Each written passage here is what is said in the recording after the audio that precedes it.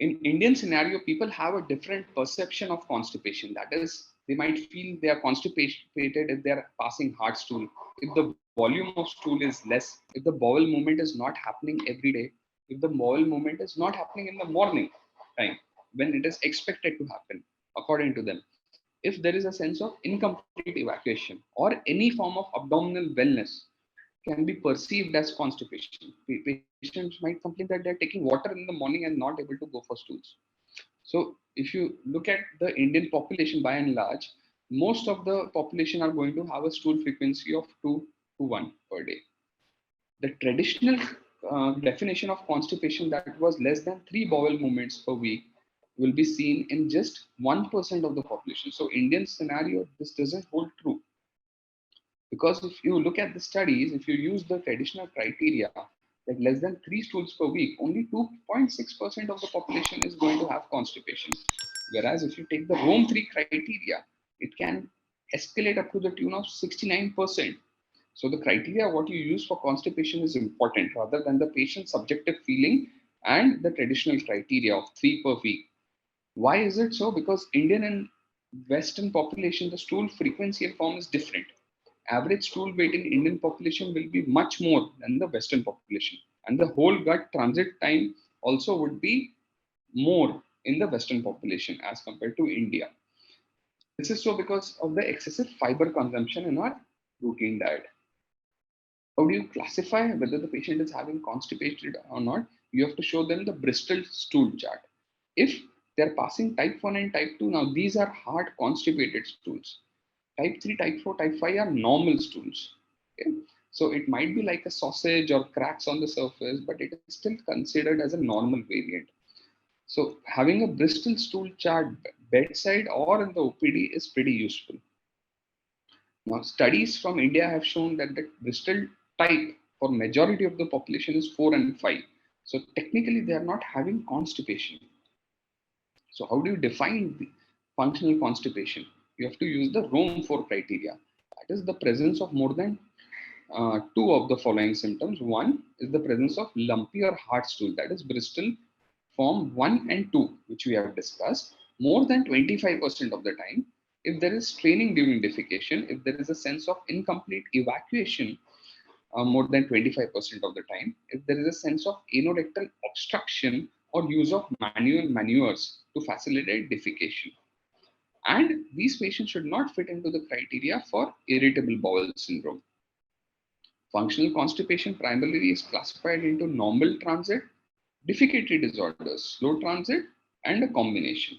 Secondary constipation can have a number of causes, which can range from neurological to metabolic to mechanical obstruction or drugs. So a thorough checklist is important before labeling the patient as functional constipation. What is the role of breath test? Now, usually patients who are having small intestinal bacterial overgrowth due to the presence of methane producing bacteria are going to have constipation, and it is going to get resolved with the use of rifaximin rather than laxatives. If you look at the history, the constipation symptoms, the Bristol stool type is pretty important, and there are symptoms which are suggestive of a fecal evacuation disorders, that is prolonged and excessive straining, incomplete evacuation, passing hard, dry stools. That means that the stool has stayed in the rectum for a long time. If there is presence of urge is an important symptom. Urge is a rectal symptom. Will be seen in patients who are having inflammation, that is ulcerative colitis, or in those patients who are going to have fecal loaded rectum and they are unable to pass it. Now, this will be usually the case with evacuation disorders. If there is a sensation of anorectal obstruction or the patient requires manual evacuation. Other history like obstetric, abdominal pain, toilet type has to be taken into account. Patients with severe constipation should undergo the following ABCD tests, that is manometry, balloon expulsion, transit time, and difficography. Now, these all four tests, or maybe two or three of them, are going to help you in establishing a diagnosis. If you look at anorectal manometry, what happens normally is that the rectum is going to contract during an act of defecation, and the lower rectal sphincter, internal and external anal sphincter is going to relax. This is what is normal act of defecation. Any abnormality with this, that is both of them are contracting at the same time. Both of them are relaxing at the same time. None of them are contracting or relaxing. So this is going to help you. This is going to be picked up with the help of a rectal manometry. And based on this, dyssynergic defecation is classified into 4 types. However, anorectal manometry is not available everywhere. So there can be use of intrarectal balloon in which water is filled up to 50 ml and the patient is asked to perceive the rectal sensation. So it is going to give you an idea about rectal sensation and asked to expel out the balloon. Inability to do so is going to give you a rough idea that the patient has some or the other form of evacuation disorder. Colonic transit study. Now, what is done usually in this study is this is a very simple traditional study that capsules, radioopal markers are given to the patient and serial X-rays are done at 60 hours and 48 hours. So there are different protocols for Indian scenario. After doing these X-rays, you have to see the presence of radiopaque markers. Now, this is an X-ray done at 60 hours. Now, the radiopaque markers are evenly distributed in the right side of the colon, the left side, and the rectum. That means that the patient is having slow transit constipation.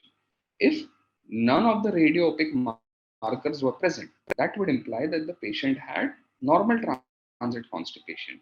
And if all the rectal markers are seen accumulated in the rectum, that means that the patient has got a fecal evacuation disorder. MRI defecography is useful for anatomical assessment, that is the detection of a rectocele which can be corrected surgically. Treatment can be step up and step down. A lot of drugs are available in the market. We'll discuss one by one. Fibers, now these are not for everyone and they should be avoided in bloaters. And in Indian scenario, fibers are not of much help because usually Indian population are taking a lot of fiber. So osmotic agents are very potent drugs. Now these are going to cause the side effect of incontinence if used in excess. So they have to be used in caution, and they are nowadays supplemented with electrolytes. So these are the drug of choice. First line of therapy, polyethylene glycol. Lactulose and lactitol are usually sweet. They can cause cramps and flatulence, and they should be avoided in bloaters. Stimulants like bisacodyl and sodium picosulfate. Now these are rescue medications which can be used. These are going to stimulate the high amplitude colonic contraction. Secretagogues like lubiprostone and linaclotide. Lubiprostone is a prostaglandin analog. Linaclotide is a chloride channel activator. Now these are going to cause increase in the water content in the colon.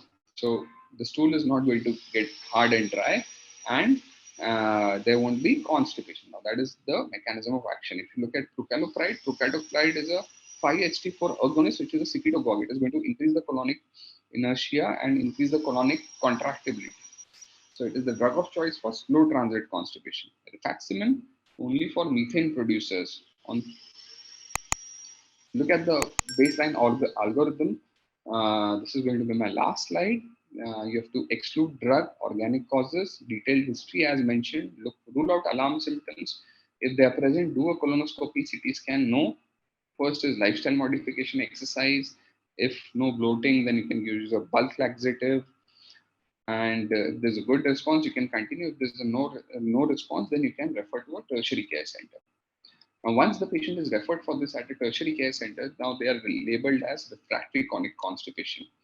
So there will be clinical suspicion of a fecal evacuation disorder at this scenario. If there is no suspicion, then start with a stimulant laxative like bisacodyl or a secretagogue like lubiprostone or enterokinetic like fluoropride.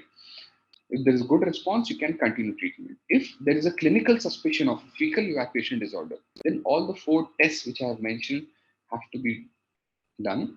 And if all are abnormal, then a diagnosis of fecal evacuation disorders with slow transit constipation can be established. You have to give them a trial of laxatives plus secretagogues. If there is no response, then more of psychological management because nothing is going to help them. The colon transit study is abnormal and rest are normal. So that means that the patient has slow transit constipation. Use prucalopride.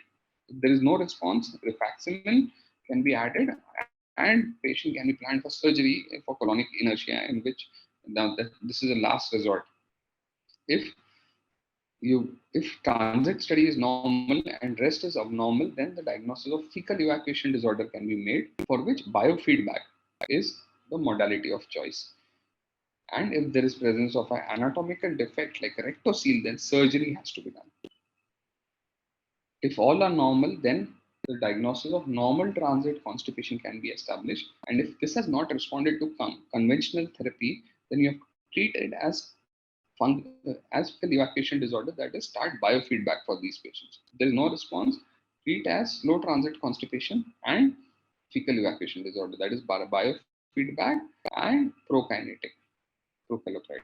So this slide is very important for management of refractory chronic constipation. With this, I would like to end my presentation and thank you for the patient listening.